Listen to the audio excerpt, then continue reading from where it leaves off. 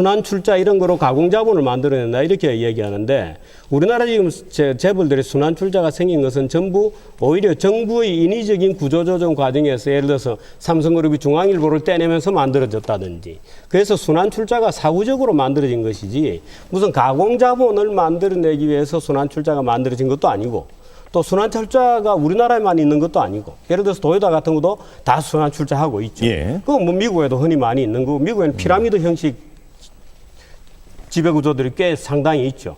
뭐 원화경영 미국의 S&P 500대 기업의 약 40% 가까이가 원화기업들입니다. 다 원화들이죠. 월마트 이런 거 원화들이죠. 예를 들어서 우리가 아는 뭐 루이비통 이런 거 다 원화기업들입니다. 까르푸 원화기업이고 베텔스만 원화기업이고 BMW도 원화기업입니다. 도요타도 원화기업으로 돌아갔죠.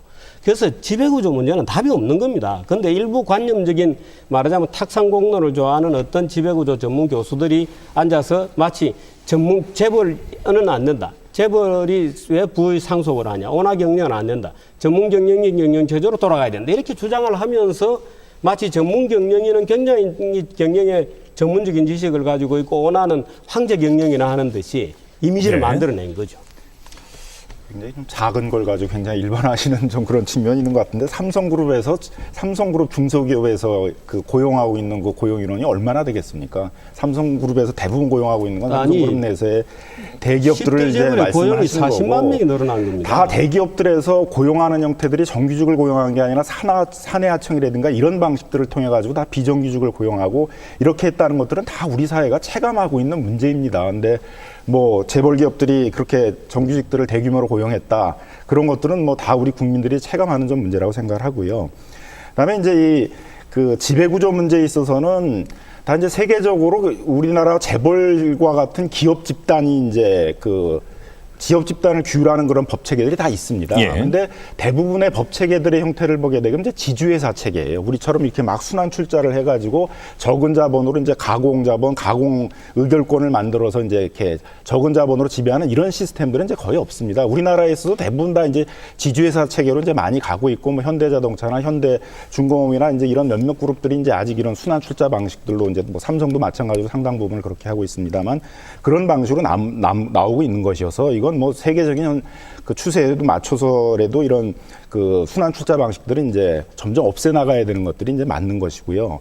그다음에 이제 지주회사 방식에 있어서는 이제 대부분 지주회사가 이제 기업 집단을 운영하는 방식들을 보게 되면 자회사를 이제 인수할 때 대부분 한 50% 이상의 과반수를 갖도록 합니다. 지배회사, 종속회사라는 개념 자체가 지배회사가 되려면 적어도 과반수는 지배해야 되는 거 아닙니까? 근데 이제 우리나라에 있어서는 그 지주회사가 지배하는 방식들이 뭐 비상장 같은 경우에서는 뭐 40%, 그다음에 상장 같은 경우 한 20%만 이제 지배를 해도 지배할 수 있게 하다 보니까 굉장히 문어발식으로 많은 기업들을 지금 지배할 수 있게 이제 해주는 것이죠. 이렇게 문어발식으로 이제 많은 기업들을 지배하다 보니까 재벌 집단들이 우리 사회 전체에서 차지하는 그런 비중도 굉장히 높게 되는 것이고 또 그런 부분들이 바탕으로 해가지고 중소기업, 중소상인 이런 영역들을 이제 침탈해 가게 되니까 우리 국민 전체들이 어려워지고 있는 것이어서 이거는 이제 전 세계적인 추세에 맞춰가지고 이 재벌 기업 집단들을 정비해 나가야 된다고 보여지고요. 세계적인 추세가 순환 출자 규제하는 데가 어디가 있어요?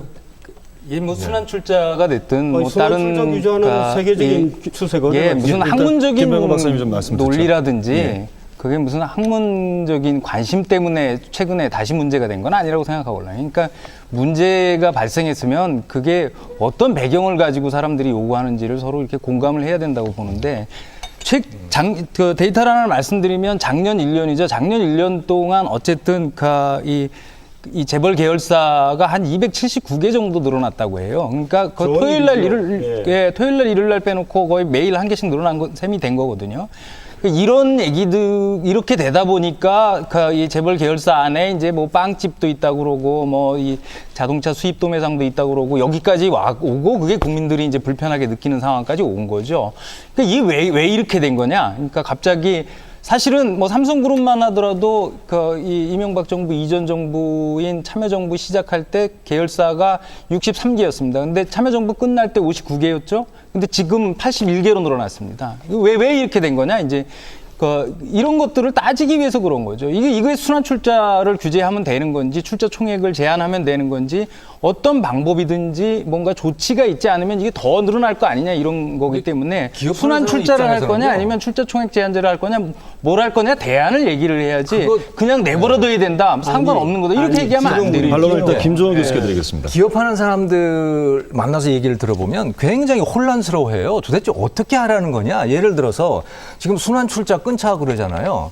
원래 순환출자가 만들어진 이유는 순환출자가 그러니까 지주회사 제도가 허용이 됐었더라면 순환출자 지금보다 훨씬 줄었을 겁니다. 왜? 같은 계열사를 두더라도 깨끗하게 그 지주회사 체제로 가면 되니까요. 그런데 지주회사 금지해놨었잖아요.